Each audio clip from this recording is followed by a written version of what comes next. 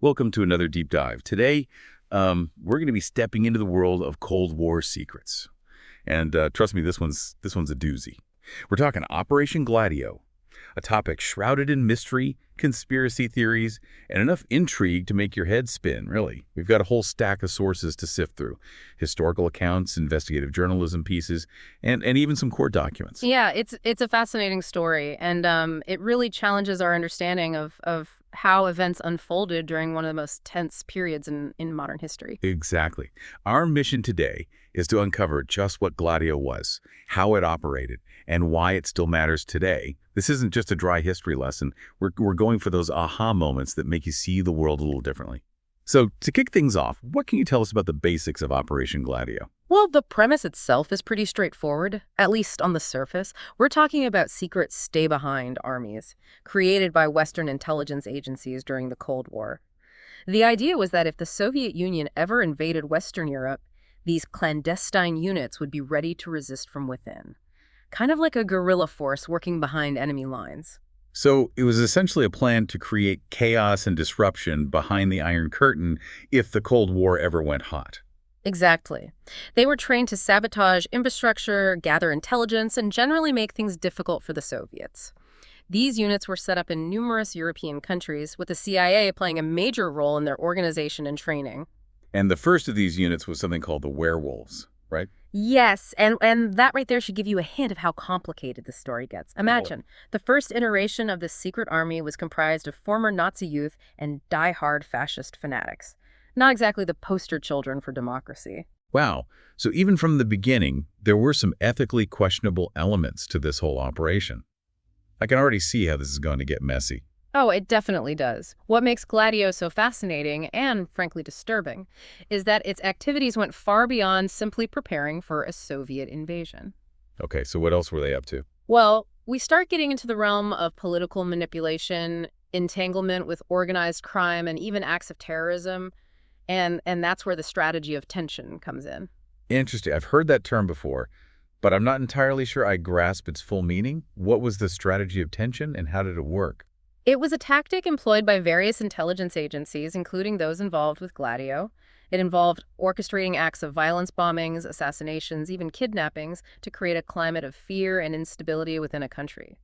The goal was to manipulate public opinion, to make people crave security and strong leadership, and ultimately to discredit leftist movements while bolstering right-wing governments.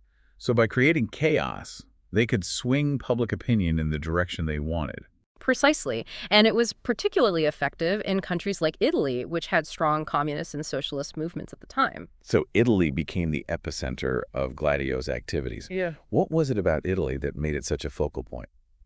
Italy was in a precarious position during the Cold War. It had a large communist party, the largest in Western Europe, in fact, and there were genuine concerns about its potential influence. The country was also grappling with social and economic upheaval, which made it ripe for manipulation.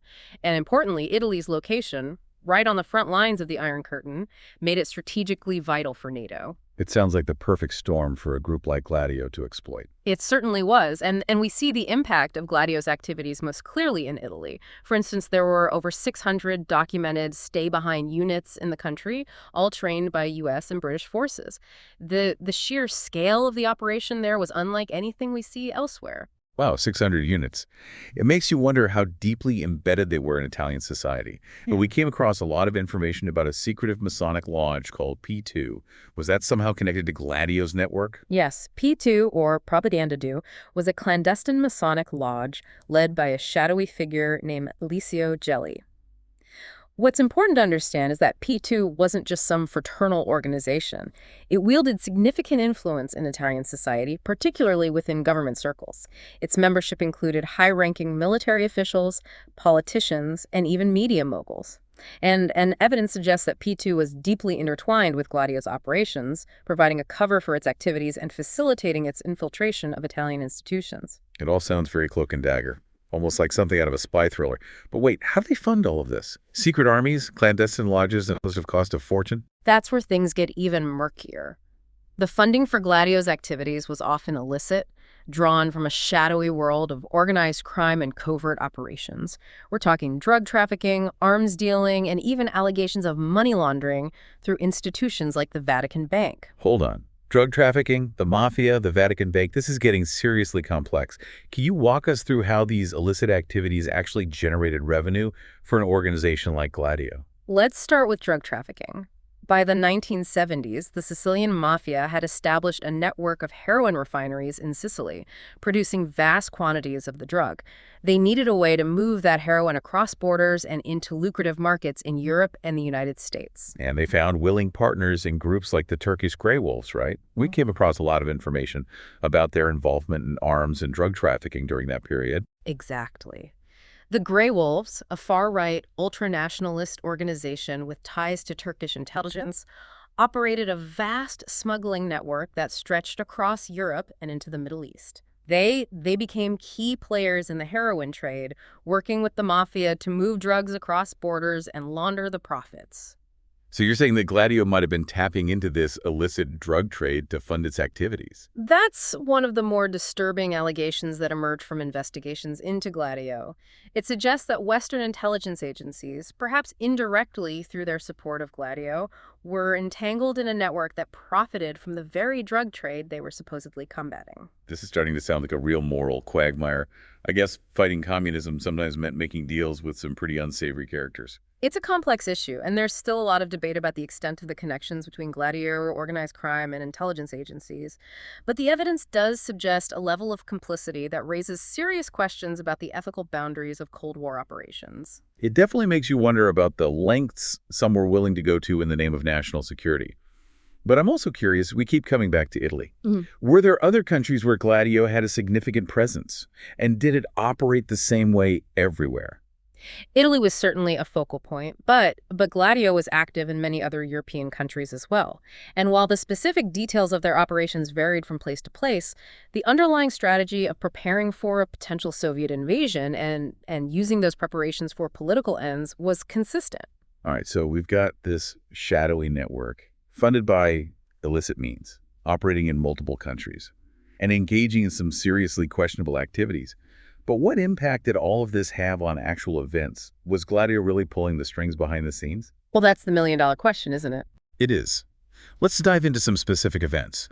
We saw a lot of information about the assassination attempt on Pope John Paul II in 1981, the Bologna train station bombing in 1980, the Aldo Moro kidnapping and murder in 1978, and the mysterious death of Roberto Calvi, head of Banco Ambrosiano in 1982. Were any of these events linked to Gladio? Those are all significant events, each with their own complex web of intrigue. And while proving a direct connection to Gladio is often difficult, the timing, the circumstances, and the individuals involved raise some very compelling questions. Let's take a closer look at each one, starting with the assassination attempt on Pope John Paul II. Perfect. I'm ready to go even deeper into this rabbit hole. So, the assassination attempt on Pope John Paul II in 1981. This was a major event that shook the world, and it immediately sparked a search for answers. Who was behind it and why? Right, and the prime suspect was Mehmet Ali Aka, a Turkish gunman with a murky past. Some of the sources we looked at suggest a connection between Aka and the Grey Wolves, the same group we were just discussing. Indeed. Agaka had escaped from a Turkish prison where he was serving time for the murder of a journalist, and he had known ties to the Grey Wolves. This connection immediately raised suspicions about a possible conspiracy. Okay, so how does Gladio potentially fit into all of this? Well, some researchers have theorized that elements within Gladio might have been involved in facilitating Aga's escape from prison and providing him with support. There are even allegations that the assassination attempt itself might have been orchestrated, or at least encouraged, by those seeking to destabilize the papacy. Wow, that's a pretty explosive claim. But what would be the motive for targeting the Pope, especially one like John Paul II, who was seen as a strong anti-communist figure? That's a great question. Some speculate that John Paul II's support for the Solidarity movement in Poland, a major challenge to Soviet authority in Eastern Europe, might have made him a target. Others point to his efforts to reform the Vatican Bank, which had been embroiled in financial scandals and allegations of money laundering. So by taking out the Pope, they could potentially disrupt the Solidarity movement, silence a critic of the Vatican Bank, and create chaos within the Catholic Church, all in one fell swoop. It's a complex puzzle, and the evidence connecting Gladio to the assassination attempt is circumstantial. But it's worth noting that the Italian government, under pressure from public outcry, eventually conducted a parliamentary inquiry into Gladio. And while that inquiry didn't directly implicate Gladio in the assassination attempt, it did reveal the extent of the organization's activities and its potential for involvement in covert operations. It sounds like there are a lot of unanswered questions surrounding this event. But let's move on to another tragedy that shook Italy. The Bologna train station bombing in 1980. What can you tell us about that? This was one of the deadliest terrorist attacks in Italian history. A bomb exploded in the waiting room of Bologna's central train station, killing 85 people and injuring over 200. The investigation into the bombing was long and convoluted, revealing a network of deception and cover-ups that reached the highest levels of government. And there were potential links to Gladio operatives in this case as well. Yes. Several individuals with ties to far-right groups and Gladio networks were implicated in the bombing. Some researchers believe that the attack might have been part of the strategy of tension, intended to create fear and instability, and to justify a crackdown on leftist groups. So you're saying that Gladio might have been behind a terrorist attack on its own soil, all in the name of manipulating public opinion and solidifying its power. It's a chilling thought, and the evidence connecting Gladio to the bombing is still debated. But it's another example of how this shadowy organization's activities intersected with real-world events, often with tragic consequences. It's really starting to paint a picture of an organization that operated with very little regard for human life, all in pursuit of its objectives. And then there's the case of Aldo Moro, a prominent Italian politician who was kidnapped and murdered in 1978.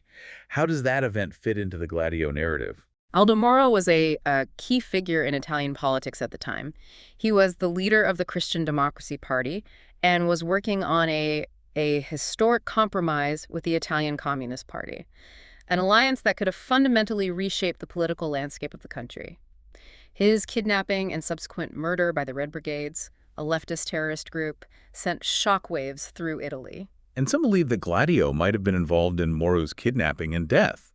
Why would they target someone who, at least on the surface, seemed to be aligned with their anti-communist stance? That's the paradox of this case. On the one hand, Moro's efforts to reach out to the communists would have been seen as a threat by those who sought to maintain a rigid anti-communist stance, and Gladio certainly fell into that camp. On the other hand, it's difficult to imagine how Gladio would directly benefited from the actions of a leftist terrorist group like their Red Brigades. It's almost as if there are layers upon layers of intrigue here. Could it be that elements within Gladio, or perhaps those with ties to the organization, were working with or manipulating the Red Brigades to achieve their own ends? That's one theory that's been explored by researchers. There are suggestions that Gladio might have infiltrated the Red Brigades or provided them with information or support, perhaps with the goal of destabilizing the Italian government or preventing Moro's compromise with the communists. It's all very murky and difficult to prove definitively. But it seems like with each event we explore, the web of potential connections to Gladio grows even more tangled. And then there's the death of Roberto Calvi, the head of Banco Ambrosiano, found hanging beneath Blackfriars Bridge in London in 1982. How does that tie into everything else? Roberto Calvi's death is one of the most intriguing mysteries of this whole saga. Banco Ambrosiano was embroiled in a massive financial scandal with allegations of money laundering, embezzlement, and connections to organized crime, including the Mafia. Calvi himself was a member of the P2 Masonic Lodge, which, as we've discussed, had ties to Gladio. So you're saying that Calvi's death might have been linked to his knowledge of Gladio's financial dealings or his involvement with P2. Was he trying to expose something, or was he silenced to prevent him from talking? Those are the questions that have fueled speculation about Calvi's death for decades. The official ruling was suicide, but many believe that he was murdered, possibly to cover up his knowledge of Gladio's financial activities or to protect powerful individuals implicated in the Banco Ambrosiano scandal. It's a fascinating and disturbing case. It seems like wherever we turn in this investigation, we encounter more questions than answers. That's the nature of delving into shadowy operations like Gladio. The truth is often elusive, buried beneath layers of secrecy, misinformation, and deliberate obfuscation. It's enough to make you question everything you thought you knew about history and the forces that shape our world. But before we get too deep into existential despair, let's shift gears a bit. We've talked a lot about Gladio's origins in the Cold War, but some of the sources we looked at suggest that the organization didn't just disappear with the fall of the Soviet Union. Is there any evidence to support that claim? And if so, how did Gladio adapt to a post-Cold War world? That's a crucial question, and it takes us into some even more controversial territory. The idea that Gladio might have evolved, transformed, and continued to operate in new ways after the Cold War is a disturbing one, but it's one that deserves serious consideration. I'm definitely intrigued and a little apprehensive to explore this further. But before we do, I think it's worth taking a step back and acknowledging just how much we've uncovered so far. We've gone from a seemingly simple concept, secret armies preparing for a Soviet invasion, to a complex web of intrigue involving political manipulation, terrorism, organized crime, and potentially even the Vatican. It's a lot to process, and it challenges us to rethink our understanding of the Cold War and its legacy. The traditional narrative of a clear-cut ideological battle between the forces of freedom and communism starts to break down when we consider the role of organizations like Gladio operating in the shadows, often employing tactics that were ethically questionable, if not outright criminal. It makes you wonder how much we really know about the forces that shape our world, and how much remains hidden from view. But let's not lose sight of the thread we were just pulling on. What can you tell us about Gladio's potential evolution after the Cold War? How did an organization designed to fight communism adapt to a world where that enemy no longer existed? Well, remember how we talked about Gladio's reliance on illicit funding sources like drug trafficking? Let's take that a step further and examine the changing landscape of geopolitics in the post-Cold War era. Okay, I'm ready to dive back into the deep end. So we've established that Gladio was funded, at least in part, by illicit activities. And we know that the world changed drastically after the fall of the Soviet Union. What happened? Well, the collapse of the Soviet Union created a power vacuum in many parts of the world, and with the communist threat seemingly gone, Western intelligence agencies had to find new enemies, new threats to justify their existence and their budgets. So they needed a new target, a new boogeyman to rally against. Exactly, and that's where Islamic fundamentalism comes into play. Okay, that's a pretty big leap. How did we go from fighting communism to suddenly focusing on Islamic fundamentalism? It wasn't an overnight shift, of course, but the seeds were sown during the Soviet-Afghan War in the 1980s. Remember, the CIA was heavily involved in supporting the mujahideen, the Afghan fighters who were battling the Soviet forces. Right, and those mujahideen included individuals who would later go on to form groups like Al-Qaeda, right? Precisely. And this is where things get really interesting. In their zeal to defeat the Soviets, the CIA, along with other Western intelligence agencies, turned a blind eye to the extremist ideologies of some of the mujahideen groups they were supporting.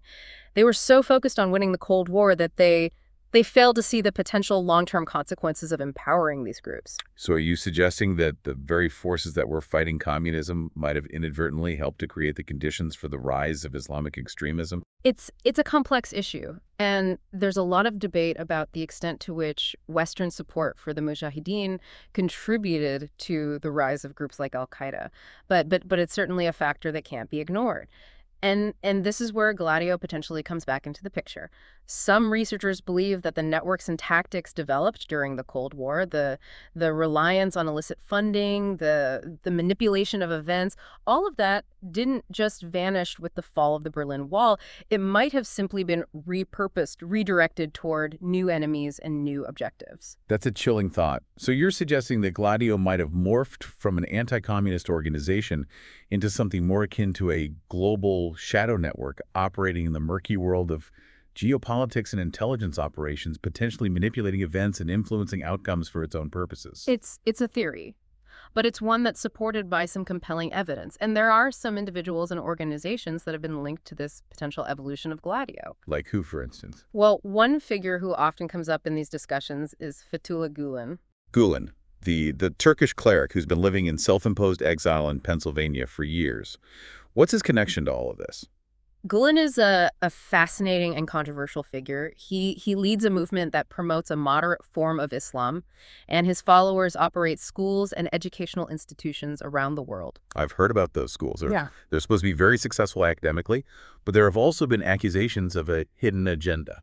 That's right. And those accusations often center on the idea that Gulen's movement is ultimately seeking to establish an Islamic state, either in Turkey or elsewhere. Now, here's where things get really intriguing. Gulen's movement has a significant presence in Central Asia, a region that's rich in natural resources and strategically important to global powers.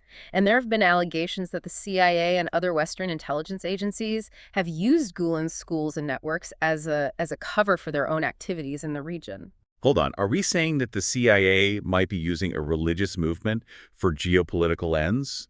That they're manipulating events and influencing outcomes in Central Asia through Gulen's organization? It's a bold claim and one that's been met with strong denials from both the CIA and Gulen's movement. But the evidence suggests that there are some deep connections there, and it raises serious questions about the nature of U.S. involvement in Central Asia. This is all very unsettling.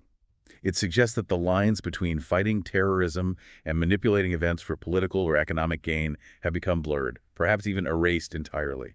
And it makes you wonder about the lasting legacy of Gladio, not just in terms of specific events, but in terms of the mindset it fostered, the tactics it employed, and the shadowy world it inhabited. That brings up a good point. We've talked a lot about Gladio's potential involvement in specific events, but what about its broader impact? What are some of the lasting consequences of this organization's existence? Well, one of the most significant consequences has been the erosion of trust in democratic institutions.